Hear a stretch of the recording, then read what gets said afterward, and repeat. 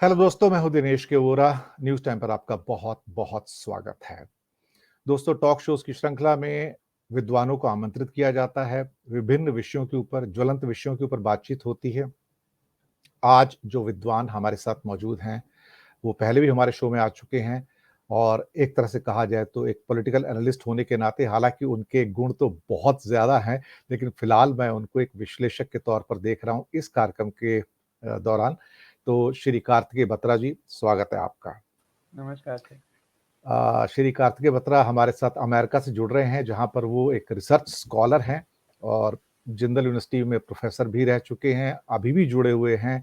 और political economy कहा जाए, जियोपॉलिटिक्स कहा जाए, या इसके अलावा राजनीतिक का जो आपका पूरा परिदृश्य है, जो पर्दा है भारत का, उसके ऊपर जितनी गहरी पकड़, समझ, रिसर्च कार्तिकेय बत्रा जी के पास है, शायद बहुत कम लोगों के पास है। कार्तिकेय जी, हमारा सौभाग्य आज आप हमारे साथ हैं। यहाँ पर आना मेरा सौभाग्य है सर। जितनी बार यहाँ पे आते हैं बहुत अच्छी धन्यवाद, चर्चा करते हैं आप, तो धन्यवाद बुलाने के लिए। धन्यवाद आपका।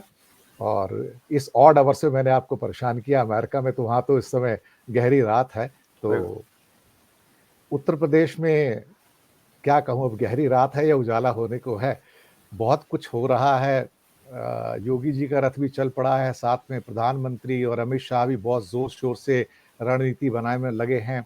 इसके साथ में कल किसान का जो कानून था वो भी वापस हो गया। तो ऐसा लगता है कि सब कुछ चुनावों की बदौलत हो रहा है। अदरवाइज तो एक सवा साल से तो कुछ हो नहीं रहा था। तब तक तो किसानों की, क्या कहते हैं, दुखों के कारण किसी का दिल पसीज नहीं रहा था। पर तुरंत जैसे चुनाव आते हैं तो ऐसा लगता है कि सबके दिल पसीजने शुरू हो जाते हैं, सब दयावान हो जाते हैं। तो उसी दृष्टि से इसको देखेंगे। तो पहली टिप्पणी आपसे लेता हूं कि उत्तर प्रदेश का चुनाव फिलहाल, अगर उसको प्री जो कृषि के जो कानून रिपील किए गए उससे पहले के सिनेरियो में देखें और उसके बाद में क्या हो सकता है, पहली टिप्पणी आपसे लेना चाहूंगा। उत्तर प्रदेश के चुनाव इतने इंपॉर्टेंट क्यों है? नहीं, इम्पोर्टेंट तो है एक राष्ट्रीय परिदृश्य से भी। राष्ट्रीय एक अगर हम दृष्टिकोण देखते हैं कि इसका 2024 पर क्या असर पड़ेगा। पहली बात तो ये। दूसरी बात, भाजपा जिसका कॉन्फिडेंस बंगाल की हार के बाद कहीं ना कहीं हिला हुआ है अंदर से, अगर एक और बड़ा राज्य हार जाती है जहां पर उनके एक एस्टैब्लिश्ड मुख्यमंत्री हैं, जहां से प्रधानमंत्री जी की कॉन्स्टिट्यूएंसी है अपनी लोकसभा की, और जहां से उनके 60-65 एमपी इस अभी भी हैं, और पिछली बार, इससे पिछली बार 71-73 एमपी थे। तो असर तो बहुत पड़ेगा। भाजपा के अंदर का जो डायनामिक्स है वो बदलेगा, सरकार के अंदर के गवर्नेंस डायनामिक्स बदलेंगे। जैसा कि बंगाल के बाद हमने देखा कि बीजेपी के इंटरनल डायनामिक्स में काफी बदलाव आया। तो बहुत कुछ है। अगर मान लीजिए ये विपक्ष का एक किसी भी तरीके से निकाल जाता है उत्तर प्रदेश, तो पूरा राजनीतिक परिदृश्य बदल जाएगा। मतलब बंगाल एक पहला पड़ाव था। उत्तर प्रदेश भाजपा को जीतना है टू रिकवर वो मोराल जो उनका बंगाल में खराब हुआ। जी। अगर उत्तर प्रदेश भी हार जाते हैं तो फिर सच में खतरे की घंटी है। ये क्या होता है ना दिनेश जी, बहुत ऐसी पोलराइजेशन हो गई है मीडिया में कि जरा सा बीजेपी हारती है तो कहते हैं बीजेपी खतरे की घंटी है, जरा सा कांग्रेस जीतती है तो कांग्रेस वापस दिखती आ रही है। ऐसे इन बातों को मैं इतने हल्के में नहीं बोलता। मतलब मैं अपने स्टैंडर्ड्स आपको बता रहा हूं कि मैं जब बोलता हूं कि खतरे की घंटी है तो मतलब मेरा बार काफी हाई है खतरे की घंटी के लिए। तो अगर बंगाल के बाद उत्तर प्रदेश भी आप हारे थे तो सच में खतरे की घंटी है। और उसके बाद फिर राजनीति क्या करवट लेती है, ये क्या फिर नोटबंदी होती है, क्या फिर बालाकोट होता है, ये सब देखना पड़ेगा। क्या भारतीय जनता पार्टी जिस ढंग से उन्होंने अपने महारथी उतारे हैं, हालांकि वो उतारते हैं, इसमें कोई शक वाली बात नहीं है, लेकिन जिस ढंग से अभी राजनाथ सिंह और अमित शाह और जेपी नड्डा और बाकी लोगों को अभी से उतारा जा रहा है, वो शायद इस बात का एक इंडिकेशन भी है कि कहीं ना कहीं उनके दिलों में कोई ना कोई एक भ्रम चल रहा है कि शायद कहीं मुट्ठी में बंद रेत खिसक ना जाए। कुछ तो उनके अंदर डर है, मुझे लगता है भारतीय जनता पार्टी में कि कुछ तो है। जो लेटेस्ट ओपिनियन पोल आया है अभी सी वोटर का कुछ दिन पहले, जी। उसके जी। अनुसार भाजपा तकरीबन 250 सीटों के साथ जीत रही है आराम से। और जो समाजवादी पार्टी का गठबंधन है वो तकरीबन 150-160 के आसपास है। जी। अब ये 220, 317, 325 से 220 पर आना बहुत बड़ी ढलान है। लेकिन क्योंकि इतना गैप था पिछली बार, वो अब भी कंफर्टेबल पोजीशन में है। जी। लेकिन ज्यादातर ये जो नुकसान आ रहा है ओपिनियन पोल्स में भी, उसमें पश्चिम उत्तर प्रदेश का बहुत बड़ा हाथ है। तो ये जो कल रिजल्ट, ये जो कल लॉज वापस लिए गए हैं, इसमें किसान आंदोलन की जीत है। और किसान आंदोलन की जीत ऐसे है कि वो आंदोलन को इतना खींच कर ले आए कि चुनाव से जस्ट पहले सरकार को बाध्य होना पड़ा। मैं इन दोनों को अलग नहीं देखता। कुछ लोग कह रहे हैं अरे नहीं, किसान आंदोलन की क्या जीता है, तो चुनाव की वजह से हुआ है। अगर किसान आंदोलन अभी तक सस्टेन नहीं कर पाता, चुनाव के इतना करीब मामले को नहीं ला पाता, तो ये नहीं होता। तो इन दोनों जी, को अलग देखना बेईमानी की बात होगी। जी, तो मुझे लगता है कि भाजपा में कहीं ना कहीं ये बात थी कि देखिए, हम तो ओपिनियन पोल वो देख रहे हैं जो सी वोटर हमें दे रहा है, लेकिन भाजपा ने अपने भी पोल्स किए होंगे, हो सकता है उसमें आंकड़ा थोड़ा सा और भी कम आया हो सकता है। तो हो सकता है भाजपा को ऐसा लगा हो कि देखिए, हाँ, हालांकि ऐसा लग रहा है हम जीत रहे हैं, लेकिन कुशन जो है, एक जो बफर होना चाहिए 200 के ऊपर, वो कम लग रहा है, कि केवल 25-30 सीटों का बफर है।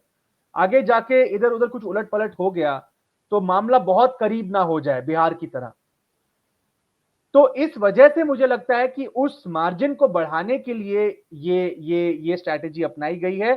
अगर हम सी वोटर के सर्वे के हिसाब से देखें, ऐसा भी हो सकता है कि भाजपा के अपने इंटरनल सर्वे उनको 200 से कम सीटें दे रहे हो, तो वो इस वजह से इन्होंने किया हो ताकि इसके जरिए कम से कम 200 क्रॉस कर जाएं। तो जी, पॉसिबिलिटीज बहुत है, और सभी पॉसिबिलिटीज में भाजपा अपने लॉसेस को कट कर रही है, जिसे हम कहते जी, हैं जी, कटिंग देयर लॉसेस, कि जो जी, वेस्टर्न यूपी में जितने लॉस होने थे शायद अब उतने ना हो। अब जी, ये डिपेंड करता है कि जो लॉ तो इन्होंने वापस ले लिया, लेकिन जो एक ट्रस्ट डेफिसिट बोलते हैं, जी।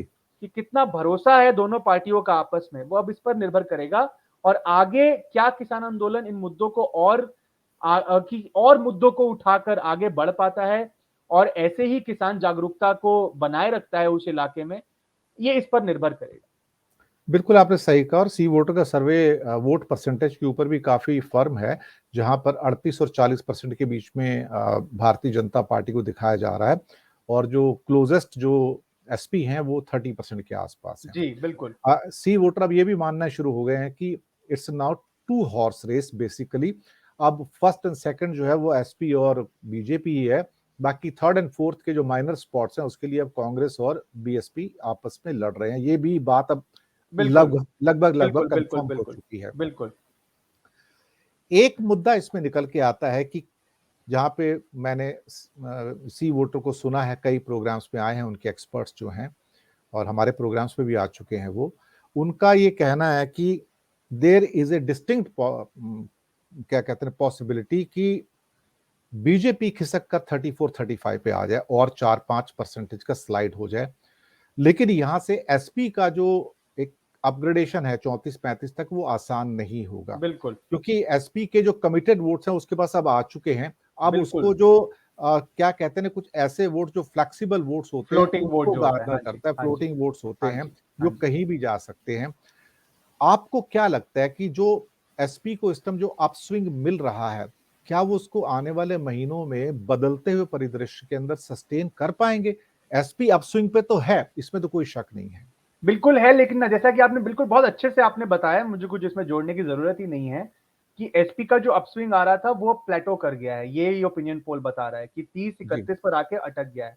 जी, तो 20 से 30 की जर्नी तो शायद आसान थी, लेकिन अब ये 30 से 35 की जर्नी कहाँ से आएगी, ये थोड़ा बताना मुश्किल हो रहा है। और जी, इसमें एक और लॉजिक जो सी वोटर दे रहा है वो ये है कि देखिए, बहुत पोलराइजेशन हो गया उत्तर प्रदेश में, तो जो फ्लोटिंग वोटर की संख्या भी कम हो गई, कि सब वोटरों ने अपना दिमाग बना लिया है कि या तो भाजपा या नो भाजपा, और जो भाजपा वाले हैं वो भाजपा के साथ, जो नो भाजपा वाले हैं वो समाजवादी पार्टी के साथ। जी, ये सब पोल्स हैं दिनेश जी, हम ये जानते हैं कि कभी कभी पोल्स भी मुंह की खाते हैं, ये भी डिस्क्लेमर हमेशा हमें देना चाहिए। लेकिन दो तीन बातें तय है, टू पार्टी रेस है एज ऑफ नाउ। बंगाल में हुआ, बिहार में हुआ। कई जगह हुआ है, बिल्कुल हुआ है, टू पार्टी रेस है। दूसरी बात, बसपा ने अभी तक अपने पत्ते नहीं खोले हैं, ये सस्पेंस हर चुनाव के पहले बना रहता है, क्या होगा हमें नहीं पता। तीसरी बात कि यस, समाजवादी पार्टी ने ग्राउंड गेन किया है, भाजपा ने ग्राउंड लूज किया है पिछले 3-4 महीने में, लेकिन कल के अनाउंसमेंट के बाद इसका क्या असर होगा ये देखना अभी बाकी है। और चौथा कि जो एक फर्क था 2017 का वोट शेयर में, वो इतना प्रचंड था कि समाजवादी पार्टी का गेन करने के बावजूद और भाजपा का वोट शेयर घटने के बावजूद आज भी स्थिति ऐसी है कि भाजपा ही कंफर्टेबल दिखाई पड़ रही है। इसके बाद वोटर कंसोलिडेशन के लिए समाजवादी पार्टी को क्या करना होगा, ये तो एक अलग ही मुद्दा है। क्या वो नॉन जाटव दलित को टारगेट करेंगे जो अभी बीजेपी के पास है? क्या वो जी, जाटव दलित को टारगेट करेंगे जो मायावती जी के पास है? वो कौन सा ऐसा वोट बैंक है जिसमें वो टैप कर सकते हैं जी, कि भाई यादव आ गए, मान लीजिए ओबीसी, अन्य ओबीसी जो कि भाजपा के पास चले गए, क्या उनको टैप करेंगे? तो यादव आ गए, मुस्लिम माइनॉरिटी आ गए, जो इन्होंने जो ये राजभर पार्टी वगैरह के साथ इन्होंने जो अलायंसेस किए हैं उनको लेकर तो आपने अपना वोट बटोर लिया। लेकिन अब नेक्स्ट क्या, ब्राह्मण से वोट लेंगे या आप दलित से वोट लेंगे?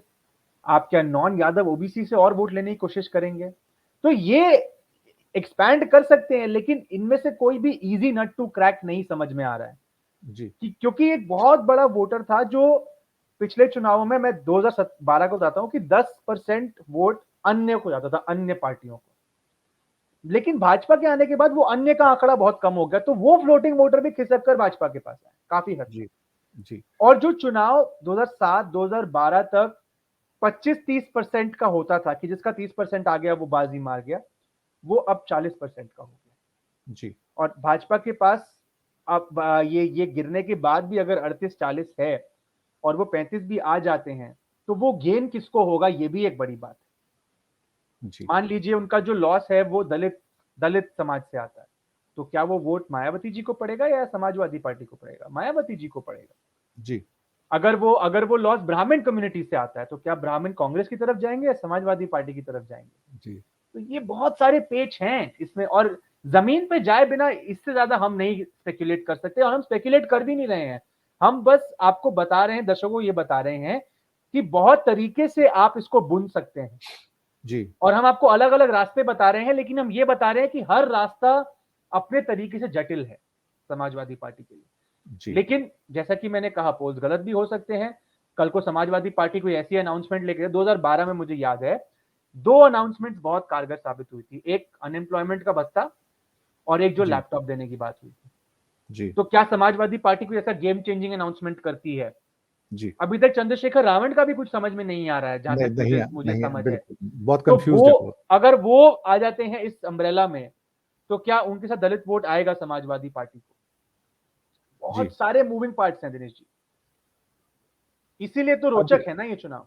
जी, कल-परसों एक प्रोमिनेंट न्यूज़पेपर के अंदर कुछ हेडलाइन्स थी, मैं नाम नहीं लेना चाहूँगा उसका अखबार का, कि वो था कि विरोध, काला झंडा और खून-खराबा, इसने भारतीय जनता पार्टी को मजबूर किया कि तीनों किसान कानून वापस ले लिए जाएँ, क्योंकि किसी भी भारतीय जनता पार्टी के व्यक्ति की वेस्टर्न यूपी के अंदर एंट्री ही नहीं थी विलेजेस के अंदर जी जी कहीं जी, भी। ये बात सत्य है। और एक अनुमान लगाया जा रहा था कि अगर वो एंटर करेंगे तो वो खून-खराबे में कन्वर्ट हो सकता है, वो पुलिस की खुफिया रिपोर्ट्स अखबार के हिसाब से हैं। ये मैं अखबार का एक एक सोर्स है आपका। रेफरेंस रेफर दे रहा हूँ आपको मैं। तो ये एक बहुत महत्वपूर्ण कदम हो गया, जहाँ पे भारतीय जनता पार्टी को लगना शुरू हो गया था कि हमारे लोगों को तो विलेज में वेस्टर्न यूपी में एंट्री ही नहीं है, तो हम प्रचार क्या करेंगे? सही बात। ऊपर से वो अमित शाह को वेस्टर्न यूपी के लिए लेके आते हैं कि वो कुछ करेंगे। तो क्या ये किसान कानूनों का वापस लेना एटलीस्ट उनकी गाँव में एंट्री तो खोल गया ना, एक तरह से देखा जाए तो? मैंने फिर आपको कहा दिनेश जी, देखिए अभी तक किसान कानून वापस लिए नहीं गए हैं, अभी तक अनाउंसमेंट हुई है सिर्फ। और ये अब इस बात पर निर्भर करेगा दो चीजें, कितना ट्रस्ट है दोनों पार्टीज के बीच में। जी, क्योंकि देखिए, हालांकि कानून वापस ले लिए गए हैं, लेकिन जो क्षति हुई है, जो डैमेज हुआ है पिछले एक साल में, चाहे वो किसानों की तरफ से हो या भाजपा की तरफ से हो, क्या आप उसको भुला पाएंगे? लखीमपुर खीरी की घटना को आप भुला पाएंगे? 700 लोग शहीद हुए हैं, उन्हें भुला बिल्कुल। नहीं और सकते ना। जो जितनी इन्होंने कठिनाइयां झेली हैं, जो खालिस्तानी इनको बोला गया, क्या क्या नाम दिए गए, और उलट भी खालिस्तानी, कि पाकिस्तानी, आतंकवादी, कि देशद्रोही, जी उपद्रवी, जी, गुंडे, परजीवी, परजीवी, आंदोलनजीवी, बिल्कुल पता नहीं बिल्कुल क्या-क्या बोला गया इनको। बिल्कुल। साथ ही साथ देखिए, भाजपा के भी लोगों की लिंचिंग हुई लखीमपुर खीरी में, तो वो ट्रस्ट का डेफिसिट दोनों तरफ से है। तो क्या वो भर पाएगा? पहली बात। दूसरी बात जो कि मैंने आपको कहा बहुत अहम होगा, कि अब ये संयुक्त किसान मोर्चा किस तरफ जाता है। क्या वो बोलता है देखिए हो गया हमारा, अब हम नॉर्मल लाइफ में जा रहे हैं, बीच बीच में हम ये मुद्दे उठाते रहेंगे, पर अभी जी, के लिए हमारा हो गया? या वो अब नए, जैसे अब कल टिकैत साहब जो कह रहे हैं कि देखिए प्रदूषण है, बीज है, खाद है, बहुत सारी बातें करनी है अभी तो हमको, तो इसको कैसे वो आगे लेके जाते हैं और उनकी कितनी क्रेडिबिलिटी रहती है। मैंने कल भी एक चर्चा में सत्य हिंदी पे कहा था कि देखिए आगे जाकर किसान आंदोलन ने, जिसने अपने आप को इतनी निष्ठा से ऑर्गेनाइज किया, मैं ये नहीं कह रहा उनमें त्रुटियां नहीं थी, त्रुटियां उनमें भी थी, ये बात नहीं भूलनी चाहिए, लेकिन जितनी निष्ठा के साथ जो संसाधन बटोर कर, जिस सस्टेन तरीके से उन्होंने अपने आप को ऑर्गेनाइज किया और जो पॉलिटिकल समझदारी उन्होंने दिखाई अलग अलग समय पर, वो अभी तक उनको एक क्रेडिबिलिटी दे रहा है। और उनका जो जुड़ाव है वो एक ऐसे वोट बैंक के साथ है जो हर पार्टी चाहती है। तो उनका और हमारा देश है जय जवान जय किसान, तो जो किसान से जुड़ा है उसको सिंपैथी भी मिलती है। अभी तक सब कुछ एक क्रेडिबल, उनको एक क्रेडिबिलिटी दे रहा था। अब आगे जाकर जब ये खत्म हो रहा है तो उनकी स्ट्रैटेजी क्या होगी, एग्जिट स्ट्रैटेजी क्या होगी, क्या उस स्ट्रैटेजी से ये क्रेडिबिलिटी लूज कर देंगे या अपनी क्रेडिबिलिटी बनाए रखेंगे। हमने अन्ना आंदोलन के बाद देखा, किरण बेदी जी, शाजिया अल्मी जी बीजेपी में चली, केजरीवाल साहब ने अपनी पार्टी बना ली, कुमार विश्वास केजरीवाल साहब से लड़ाई कर रहे हैं, योगेंद्र यादव जी को पार्टी से निकाल दिया गया। तो एक तरीके से देखा जाए अन्ना हजारे जी का पता ही नहीं, मतलब अब कोई बात भी नहीं करता है उनकी। उन्होंने इनफैक्ट वो स्पेंट फोर्स है। अगस्त 2011 के बाद उन्होंने दिसंबर में फिर से कोशिश की थी बैठने की, कोई असर नहीं दिखा था। तब तक पूरी हवा खत्म हो चुकी थी जब लोकपाल का डिस्कशन दिसंबर में पार्लियामेंट में हो रहा था, 11 की बात कर रहा हूं मैं। तो मेरा मतलब है कि वो मूवमेंट जो चला, उस मूवमेंट के लोगों ने अपने अपने जो इंटरेस्ट है वो साध लिए, कुछ गलत नहीं है उसमें, लेकिन जो सोसाइटी को नुकसान हुआ कि देखिए मूवमेंट के बाद क्या होता है, कोई अपनी पार्टी बना लेता है, कोई मेरी पार्टी में आ जाएगा, कोई ये कर लेगा, सबको अपना इंटरेस्ट, तो ये नैरेटिव बनाना आसान हो जाता है। तो यही कहीं लागू ना हो जाए किसान आंदोलन पर, और उनकी क्रेडिबिलिटी आगे जाकर कैसे पैन आउट करती है, ये जो पश्चिमी उत्तर प्रदेश का परिदृश्य है ये उस पर निर्भर करेगा। और आगे जाकर जयंत चौधरी और अखिलेश यादव कैसे रणनीति को अपनी बदलते हैं और कैसे किसान आंदोलन के बाद अब कौन सा अगला एजेंडा अपनाते हैं। किसान आंदोलन तो बैकग्राउंड में चलता रहेगा, वो याद दिलाते रहेंगे कि देखिए टेनी साहब अभी भी मंत्री बने हुए हैं, उनके पुत्र अभी भी मतलब उन पर ये सब आरोप हैं, लेकिन अब अगला अगला, क्योंकि देखिए 2 महीने बहुत समय है भाजपा के लिए भी कोई नए एक शगुफा छोड़ने का या कोई ऐसी नई नीति बनाने का जिससे वापस वो इन वोट्स को लुभा पाए अपनी तरफ। तो दोनों ही पार्टियां कोशिश करेंगी कि वो सस्टेन तरीके से इन वोटर्स को अपनी तरफ रखे। यहां पर समाजवादी और आरएलडी कोशिश करेगी कि वो कंसोलिडेट करके रखे और भाजपा तोड़ने की कोशिश करेगी। एक लास्ट प्रश्न पे आते हैं, बहुत महत्वपूर्ण प्रश्न जो मुझे लगता है कि भारतीय जनता पार्टी के मन में संशय, डर, शंकाएं क्यों हैं। भारत के अंदर अभी मैं तो मुंबई में हूं, तो यहाँ के हालात पता लगते रहते हैं कि महाराष्ट्र की जो विकास आघाड़ी है इस टाइम बहुत स्ट्रांग है, इतनी स्ट्रांग हो चुकी है कि ऐसा लगता है कि Bharatiya Janata party side line पर जा रही है पूरे स्टेट के अंदर। इस समय 3 स्टेट जहां से भारतीय जनता पार्टी को बहुत अधिक मात्रा में मेंबर्स मिले थे वो थे महाराष्ट्र, बंगाल और तमिलनाडु, जहां पे करीब 130 सीटें हैं तीनों स्टेट्स की मिला के, और उसमें से 70 से ज्यादा सीटें भारतीय जनता पार्टी की एलाइज को मिला के। पार्लियामेंट की बात कर रहे हैं? जी पार्लियामेंट की तो बात। तमिलनाडु नहीं होगा उसमें दिनेश जी? नहीं, तमिलनाडु में एआईएडीएमके उनके साथ में था। एआईएडीएमके का सुपड़ा साफ हो गया था इस बार। हाँ, नहीं, मैं ये कह रहा हूं कि एआईएडीएमके सुपड़ा साफ हो गया था, लेकिन 2 स्टेट जो थी, बंगाल से काफी सीटें आई, महाराष्ट्र से भी बहुत सीटें एनडीए को आई। बंगाल, महाराष्ट्र, उत्तर प्रदेश, तो 60-65 सीटें यहाँ इन स्टेट से आई थी। मध्य प्रदेश, गुजरात जी। तो यहाँ से मुझे लगता है क्योंकि यहाँ से बहुत बड़े लॉस भारतीय जनता पार्टी को आने वाले चुनाव में हो सकते हैं, खास तौर से महाराष्ट्र से बहुत बड़े लॉसेस मैं देख रहा हूं, और साथ में बंगाल से बड़े लॉसेस में 2024 के देख सकता हूं। बिल्कुल, और हो सकता है अगर तृणमूल उत्तर पूर्व में भी एक्टिव हो जाए तो वहां पर भी नुकसान होने तो ये जो 40-50 सीटों का लॉस यहाँ पे जो होने की संभावना होगी, अगर थोड़ी वो जो एआईएडीएमके भी आई थी वहां से देखा जाए 2-4 सीटें जो पिछली बार आई थी, तो अगर 50-60 सीटों का भी लॉस होता है और साथ में 20-30 सीटें कहीं उत्तर प्रदेश में भी खिसक जाती हैं, तो भारतीय जनता पार्टी के लिए स्थितियां बहुत विकट हो जाएंगी आने वाले चुनाव के अंदर। और महाराष्ट्र, जिसको अभी तक लोग बात नहीं कर रहे हैं, मैं समझता हूं कि महाराष्ट्र इस समय बहुत बड़ा रोल निभा रहा है, जहां पे वो बीजेपी के क्या कहते हैं ना कि क्लचेस में से निकल के जा रहा है इस टाइम। वो आजकल के हालात में चुनाव हो जाए तो भारतीय जनता पार्टी को शायद 48 में से 8 सीटें भी ना मिले आज की तारीख में, ये हालात हैं, क्योंकि आघाड़ी इकट्ठी आती है। तो ये स्टेट जो है बहुत इंपॉर्टेंट है, जिसको अभी तक लोगों ने शायद फोकस इतना नहीं किया अपनी है ओर जी। फोकस नहीं किया है। लेकिन मुझे लगता है कि ये स्टेट एक डिसाइडिंग फैक्टर होगा, और उत्तर प्रदेश के अंदर कुछ अगर लॉसेस हो जाते हैं भारतीय जनता पार्टी के, तो शायद फिर भारतीय जनता पार्टी के लिए 2024 बहुत ज्यादा मुश्किल हो जाएगा। बस इसी के ऊपर आप छोटी सी टिप्पणी चाहूंगा। दिनेश जी, ये ना देखिए, दो बातें हैं इसमें। 3 साल हैं अभी उस चुनाव को, 3 साल, तकरीबन 2.5 साल हैं उस चुनाव को, बहुत समय है। तो मैं उस बात पे अभी स्पेकुलेट नहीं करूंगा। आपकी सारी बातें मैं मान रहा हूं, आप इसमें से जो भी कह रहे हैं वो कुछ गलत नहीं है। मैं ये बात मान रहा हूं कि महाराष्ट्र में स्थिति ऐसी है, बंगाल में स्थिति खराब होगी, हरियाणा में स्थिति खराब होगी। जो हरियाणा का हिमाचल स्वीप हिमाचल स्वीप भी गया हुआ है, हिमाचल, हिमाचल भी। उत्तराखंड में भी अगर अभी कांग्रेस जीत जाती है तो वहां पर, तो ये सब होगा। लेकिन हमारी जो पॉलिटिक्स है वहां पर स्प्लिट टिकट वोटिंग होती है, कि राज्य सरकार के लिए अलग और राष्ट्र सरकार के लिए अलग। तो इस लॉजिक को वहां पे लेके जाने में ये रिस्क है। हाँ, ये जरूर है, अगर आप स्टेट गवर्नमेंट कंट्रोल करते हैं तो आप बहुत मशीनरी कंट्रोल करते हैं, जिससे आपको फायदा हो जाता है प्रचार में। देखिए, महाराष्ट्र का सिर्फ सिग्निफिकेंस पॉलिटिकल नहीं, फाइनेंशियल भी है, कि जो पॉलिटिकल पार्टी महाराष्ट्र पर रूल करती है, आप मुझसे बेहतर जानते हैं, उनका एक साधन का सोर्स बन जाता है महाराष्ट्र, कैश काउ बन जी, जाता है। ठीक बिल्कुल है ना? बिल्कुल तो बिल्कुल। ये भी एक बहुत बड़ा लॉस है कहीं ना कहीं। तो इसीलिए कहीं ना कहीं फडणवीस साहब, इसीलिए तो मतलब भाजपा इतनी उतारू है कि देखिए, इनको हटाना है कैसे भी करके, रेस्टलेस है। मतलब इतनी रेस्टलेस है इस समय भाजपा महाराष्ट्र को लेकर, आप मुझसे बेहतर जानते हैं, लेकिन मैं भी समझ रहा हूँ बहुत रेस्टलेस है महाराष्ट्र को लेकर। जैसे मुंह से निवाला छीन कर निकाल के कोई ले गया हो, वो वाली स्थिति है। तो ये एक्स्ट्रापोलेशन रिस्की है, लेकिन जरूर अगर स्टेट इलेक्शन में मोमेंटम शिफ्ट होता है तो इसका कुछ असर तो होगा, क्योंकि आपका जो अपोजिशन है उसका मोमेंटम बदलेगा, वहां पर यूनिटी आएगी, उनके संसाधन बढ़ेंगे। संसाधन बहुत जरूरी है, फिर से मैं बोल रहा हूं।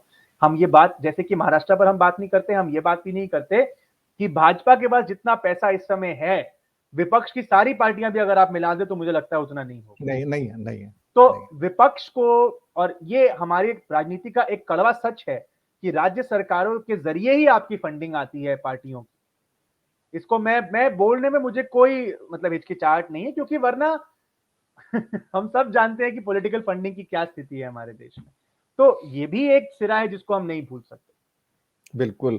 तो उत्तर प्रदेश के चुनाव तब सिर पर आ ही गए हैं और एक क्या कहते हैं ना कि एक डिसाइडिंग फैक्टर है ये, और शायद इसीलिए वहाँ पर इतनी गहमा-गहमी है, और सारे के सारे जो क्या कहते हैं ना कि महाभारत के सारे महारथी आपको वहाँ मिलेंगे। वहाँ पे कर्ण भी मिलेगा, भीष्म पितामह भी मिलेंगे, दुर्योधन और कृष्ण भी हैं, अर्जुन भी हैं, और सब कुछ है वहाँ पर। ऐसा लगता है कि एक नया महाभारत छिड़ने जा रहा है।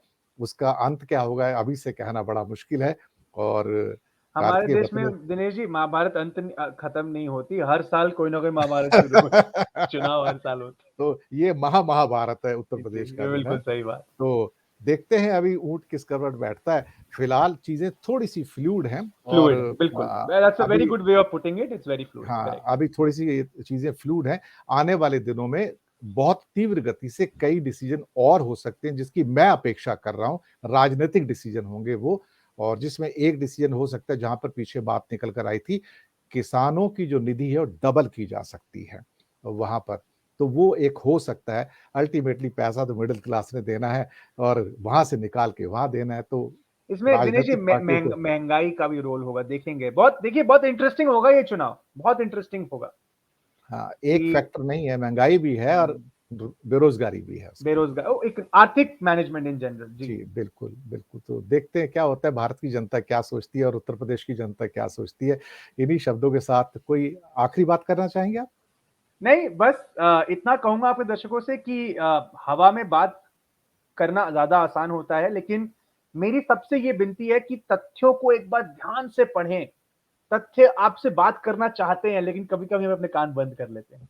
बिल्कुल सही बात कही है, और भारतीय जनता पार्टी की प्रथा रही है कि वो विकास से प्रारंभ करती है और आखिरी का 1 महीना सिर्फ हिंदू-मुस्लिम पे जाता है। ये एक उनकी एक सेट पैटर्न है, जो शायद अभी भी उससे वो अलग होने की सोच नहीं रहे हैं, और अल्टीमेटली ये चुनाव भी हिंदू-मुस्लिम पर ही होगा, मुझे पूरा विश्वास है। इन्हीं शब्दों के साथ लेंगे विदा, और कार्तिकेय बत्रा जी का करेंगे हम बहुत-बहुत शुक्रिया अदा कि उन्होंने अपना कीमती वक़्त निकाला, हमारे साथ आए। दर्शक मित्रों, हमारे साथ बने रहिएगा, क्योंकि हम आपके साथ आते रहेंगे नए मुद्दों को लेके और नए मेहमानों को लेके, और चुनाव जब तक आएँगे बहुत सारी चर्चाएँ और होंगी। शुक्रिया आपका हमारे साथ रहने के लिए, बहुत-बहुत धन्यवाद आपका।